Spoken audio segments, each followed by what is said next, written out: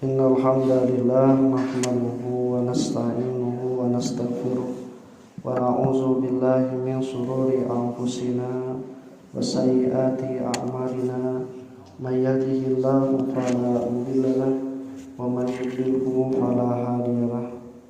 Asyhadu an la ilaha illallah wahdahu la syarika lahu wa anna Muhammadan abduhu wa rasuluhu alladzi la nabiyya ba'dahu amma ba'd. Ikhwata iman rahimani wa rahimakumullah. Di dalam surah Fussilat ayat ke-37 Allah Subhanahu wa taala mengatakan a'udzu billahi minasyaitonir rajim wa min ayatihil lailu wan nahar wasyamsu wal qamar la tasjudu lisyamsi wala lilqamar wasjudu lillahi alladzi khalaqahunna. Dan di antara sebagian tanda-tanda kekuasaan Allah itu adanya siang dan malam, juga adanya matahari dan bulan. Maka sujudlah atau jangan kalian sujud kepada matahari dan bulan, tetapi sujudlah kalian kepada Allah Subhanahu wa taala yang telah menciptakannya. Ini kata para ulama menjadi dalil adanya syariat salat gerhana. Perintahnya berdasarkan ayat tersebut dan praktiknya caranya dilaksanakan contohkan oleh Rasulullah SAW sebagaimana yang telah kita lakukan tadi. Ikhwata iman rahimakumullah, Imam Al-Qurtubi dalam kitab At-Tazkirah bi Ahwalil Mauta wa Umuril Akhirah, tazkirah peringatan tentang keadaan orang-orang yang telah meninggal dunia dan juga keadaan pada hari akhirat. Beliau mengatakan bahwa adanya gerhana matahari dan juga adanya gerhana bulan itu adalah salah satu di antara ketidakbiasaan yang telah Allah Subhanahu wa taala tetapkan. Jadi semuanya beredar pada falaknya, beredar pada orbitnya siang malam. Kemudian adanya matahari menjadi terang benderang, dan kemudian juga pada malam hari pun ada bulan sehingga malam hari tidak terlalu gelap. Tapi dalam satu kondisi Allah Subhanahu wa taala bisa merubah keteraturan tersebut dengan aturan yang lain, sehingga pada waktu terang benderangnya matahari gelaplah matahari dengan terjadinya gerhana, dan demikian pula ketika terjadinya gerhana bulan tersebut maka bulan tertutup dan menjadikan malam itu betul-betul gelap, tidak terlihat cahaya. Nah, ikhwati iman rahimakumullah, beliau mengatakan bahwa penyebabnya itu bukan pada penyebab kebiasaan, tapi penyebabnya juga ada pada penyebab yang sifatnya madiyah, material. Sehingga terjadinya gerhana tersebut adalah bukti dari teraturan matahari dan bulan itu terkadang melakukan keteraturan yang berbeda. Dalam salah satu penelitian pernah terjadi matahari itu berputar bukan melalui putaran yang biasanya, tetapi dia berhenti kembali, kemudian bergerak sedikit ke arah yang sebaliknya dan berputar lagi ke arah seperti biasanya. Ini menunjukkan bahwa di antara keteraturan yang biasa itu kadang terjadi ketidakbiasaan. Mun barang mah rusak, lamun jelema mah gering. Maka ikhwati iman rahimakumullah, kata Imam Al-Qurtubi, dengan adanya tanda-tanda keajaiban ini disebutkan liyuqadu bihi nas, supaya manusia itu terbangun dari kelalaian mereka tentang azab Allah Subhanahu wa taala. Karena azab Allah Subhanahu wa taala itu terjadi bukan kebiasaan, tapi di luar kebiasaan. Apabila kita sedang melakukan kehidupan yang biasa, satu waktu Allah Subhanahu wa taala bisa menimpakan kepada kita, dan itu sudah terjadi pada umat-umat yang dulu. Bagaimana umat yang dulu itu ditimpa dengan gempa yang merupakan bukan ketidakbiasaan. yang kemudian juga dengan angin tornado, yang kemudian juga dengan hujan deras yang melebihi dari batas sehingga banjir. Demikian pula angin topan membawa badai hujan yang ditimpakan kepada kaum Samud sampai 7 hari 8 malam. Maka ikhwatu iman rahimakumullah, manusia harus sadar bahwa Allah Subhanahu wa taala mampu dan sangat berkuasa menurunkan siksa kepada manusia sebagaimana siksa-siksa yang telah ditibankan kepada umat-umat sebelumnya. Dan siksa ini adalah siksa yang akan datang terlebih dahulu sebelum datangnya siksa yang hakiki. Waladhiqannahu minal adabil adna dunal adabil akbar. Dan kami akan menimpakan kepada mereka siksa yang lebih rendah ketimbang nanti siksa yang berat yang sebenarnya pada hari kiamat, la'allahum yarji'un, supaya dengan siksa tersebut ketika diturunkan kepada orang-orang yang terdahulu, maka orang-orang yang sebelumnya itu menjadi atau setelahnya itu mengambil ibroh dari siksa yang diterima oleh kaum-kaum yang terdahulu. Maka ruginya kita apabila kita sama dengan orang-orang yang telah diadab oleh orang-orang yang telah lalu oleh Allah Subhanahu wa taala. Sementara kita melihat dengan jelas tanda-tanda binasanya mereka, tapi kita sama dengan mereka. Dan tanda ini tidak perlu besar. Tanda ini setiap hari kita lihat.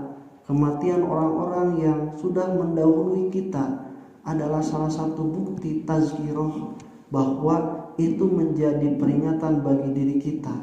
Jika mereka yang telah meninggal mendahului kita terlebih dahulu dan nasibnya itu kita seperti mereka dalam amal buruknya, maka pada hakikatnya kita yang lebih buruk dari mereka, karena kita sudah melihat mereka dan diberi waktu lebih banyak daripada mereka.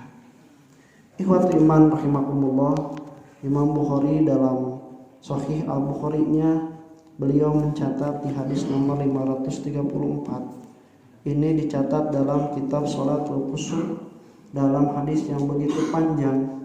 Nabi keluar ketika terjadinya gerhana matahari, kemudian sholat yang tidak biasa seperti yang kita lakukan. Kemudian di antara isi khutbahnya Nabi mengatakan, wa uritun nar, dan aku diperlihatkan neraka. Faida aktsara ahliha an-nisa, ternyata yang paling banyak pengisinya itu adalah kaum wanita.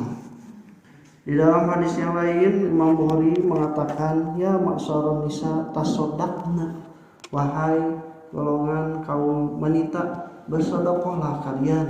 Fa ini aruraitukunna aktsara ahliha nar, saya paling banyak melihat perempuan itu ternyata ada di neraka.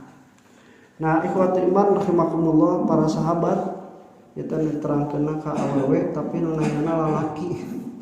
Jadi nu hariwang teh lalaki itu. Sabab tanggung jawabna gede itu. Para sahabat teh, ya Rasulullah, sebenarnya ayat purnallah, apakah mereka itu kafir kepada Allah sampai banyak yang masuk kepada neraka? Maka kata Rasul, tidak. Mereka tidak kafir kepada Allah, ya purnal asyira, mereka itu kafir kepada suami-suami mereka, wa yakfurnal ihsana, dan mereka kafir kepada kebaikan dari suaminya atau bisa jadi dari kebaikan yang selain suaminya. Bagaimana Rasul menggambarkan kafirnya kaum perempuan kepada suami atau kepada kebaikan? Rasul menggambarkan, ida ahsanta ila ihdahinna dakhar, kalau kamu berbuat baik, jadi nanti rasiko teh satahun dibikeun asah dahar hiji waktu anjeun cenanya dipenta hiji kahayang ku pamajikan anjeun teh, tapi keur teu boga jeung teu bisa, maranehanana dengan mudahnya mengatakan ma raaitu khairan qattun, soal rumah tangga jeung anjeun mah meuni asa can pernah dibahagiakeun. Jadi satahun anu kacida panjangna berbuat kebaikan suami kepada istrinya, ketika ingin sesuatu tetapi belum bisa terpenuhi, mereka dengan mudahnya mengatakan, saya tidak pernah berbahagia hidup denganmu.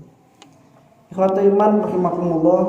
Kemudian kata Imam Al-Qurtubi, kenapa mereka itu banyak isi penghuni neraka itu? Karena ternyata mereka itu mudah terbawa kepada hawa nafsu. Dominasi hawa nafsu perempuan itu lebih besar ketimbang laki-laki. Cuman pada perkara yang bukan syahwat. Jadi perempuan mah lebih besar dominasi kepada ghibah, lebih besar dominasi kepada hasud, lebih besar dominasi kepada suudzon ketimbang laki-laki. Sementara laki-laki lebih besar hawa nafsu terhadap dorongan birahi atau seksual. Kemudian mereka itu juga lemah sehingga mereka itu bisa terbawa ke dalam suatu kemaksiatan dengan sangat mudahnya. Siapa ibu? Ibu mimiti ngadengikeun di lali lama hayang nambahan, geus nambahan di lali lama hayang ngajakan kemana sih diajak ngobrol teh. Jadi asa garing meuli sayeur teh sabab eueuh anu ngagibah. Ikhwati iman rahimakumullah. Makanya mereka itu juga menjadi salah satu pokok kenapa kaum laki-laki terjerat kepada kemaksiatan. Ketika laki-laki yang soleh kadang menjadi berbuat maksiat, berbuat meninggalkan sesuatu karena perempuannya, karena istrinya. Laki beribadah tapi digeroan, dibel ditelepon ke istrina deg-degan. Jadi teu pararuguh. Kemudian juga kaum laki-laki ketika sesuatu itu sedang berada pada keteguhan, keistiqomahan, maka dengan mudahnya bisa terbawa kemaksiatan oleh kaum perempuannya. Dan kaum perempuan juga disebutkan kata Imam Al-Qurtubi sebagai kaum yang mudah terbawa kepada kemaksiatan dan juga susah diajak untuk beribadah. Nah, ikhwatul rahimahullah, ibu-ibu karaosna teh kitu berarti ibu-ibu teh tos luar tinu eta nya mudah-mudahan. Tapi lamun karaos kitu keneh kadieu. Nah, ikhwatul rahimahullah, maka ketika dikatakan oleh Rasulullah SAW, para perempuan sahabat Nabi itu dengan serta-merta cincinna disodakohkeun, geulangna disodakohkeun, kalungna disodakohkeun. Di ayeuna tah pami bade nyunah para sahabat istri Nabi diantos Bu. Gelang, cincin, untung teu make. Langsung we gitu. Untung teu dibawa. Justru para sahabat teu dibawa ge jadi teu lah balikeun. Kenapa ikhwati iman rahimakumullah sampai seperti itu? Tadi kan dikatakan bahwa sifat yang menjadikan banyak penghuni neraka itu perempuan karena mereka itu kafir terhadap kebaikan atau kepada suaminya. Suami itu disebutkan dalam hadisnya dengan asyir, dari kalimat asyar artinya itu bergaul. Asyir itu isim fa'il yang menandakan sering, banyak, intens. Jadi bergaul itu sering. Bentak nu ningali saha? Si bapak. Berang si bapak, mau masakeun jang si bapak, nyarekan si bapak, ngomelan si bapak, butuh bantuan si bapak, rek beureum si bapak, keur sare ngimpi si bapak. Jadi asyir itu terus itunya kebaikannya itu menempel. Tetapi ketika ada sesuatu maka mereka itu ternyata dengan mudahnya mengatakan maneh mah teu bisa ngabagiakeun meuni naon teu katingali jasana teh ku alatan hiji kahayang can kacung. Nah, ibadah iman rahimakumullah, maka mereka diperintah oleh Rasulullah SAW untuk bersedekah. Kenapa terapinya sedekah? Padahal mereka itu kufur kepada kebaikan dan juga kufur kepada suami. Maka kata Rasulullah SAW, dengan dibiasakan sedekah, ternyata kaum perempuan itu dibina mentalnya supaya menjadi mental yang tidak banyak menuntut. Teu loba pamenta, teu loba menta di luar kemampuan salaki, teu loba kahayang anu di luar kemampuan diri jeung kulawarga. Kalau mentalnya sudah suka memberi, maka mereka tidak akan mudah mengkafirkan atau menolak atau goreng karena jadi salah. Nah, ikhwati rahimakumullah, makanya ini dikatakan ternyata banyak. Lalu ikhwati rahimakumullah, apakah betul banyak cenanya penghuni neraka itu dari kaum perempuan? Ternyata di riwayat yang lain seperti dalam riwayat Imam As-Suyuti, perempuan itu ternyata lebih banyak di surga. Dengan dalil dikatakan yuzawwiju mu'minu fil jannati sintaini wasab'ina zaujatan. Nanti di surga itu orang-orang mukmin laki-laki akan menikahi 72 perempuan. Jadi bapak-bapak tong hariwang. Ibu-ibu atuh hariwang, henteu ibu-ibu teh kudu hariwang. Dina hatian ibu ieu teh kudu hariwang pasti boga salaki. Nah cenah dugikeun ka 72. Nah sebagian teh sab'ina min nisa'il jannati, 70 dari perempuan-perempuan surga, wasintaini min zaujati dunya, dan 2 dari istri dunia. Tah mata bisa ngawayuh di dunia engke di akhirat. Ngawayuh. Nah, ini dengan dalil ini menunjukkan bahwa perbandingan laki-laki itu 72 perempuan nanti di akhirat. Nah, banyak. Nah, Ustaz tadi disebutkan saeutik, ayo disebutkan teh loba. Kata para ulama untuk menjama hadis ini dikatakan bahwa kalau ternyata banyak di neraka dan sedikit di surga, karena ternyata kebanyakan perempuan itu digiring dulu setelah hisaban masuk ke dalam api neraka untuk mempertanggungjawabkan dosa-dosanya, dosa mulutnya, dosa tangannya, dosa anggota badannya, termasuk dosa kepada suami dan juga dosa kepada kebaikan. Setelah mereka itu dibersihkan oleh Allah Subhanahu wa taala, kemudian mendapatkan syafaat, diselamatkanlah mereka dari api neraka, kemudian dimasukkanlah ke dalam surga. Tah ayeuna mah geus bareresi tina dosana, geus dibere syafaat, maka sekarang perempuan menjadi lebih banyak. Sampai tadi dikatakan 72 orang. Nah, ibrohnya ikhwati iman rahimakumullah, bagi kita kaum perempuan terutama harus mengambil peran dengan menggugurkan dosa-dosa itu dengan memperbanyak sedekah. Maka ikhwati rahimakumullah, hadis ini dikatakan Nabi ketika terjadinya gerhana matahari dan Nabi Muhammad SAW diperlihatkan bagaimana neraka tersebut. Kumaha Ustaz keur salaki meureunnan jadi malak cangkeng kayak kitu mah. Justru ikhwati iman rahimakumullah, anu jadi beumbeuratan justru ka salaki. Karena salaki boga kewajiban jeung tanggung jawab teh ngarubah akhlak awewe nu goreng. Jeung ngarubah akhlak awewe nu goreng teh lain ngan ukur mikanyaah, henteu nyarekan, henteu neunggeu, teu cukup kitu. Tapi kudu jeung dibersihan kokotor-kokotor akhlakna.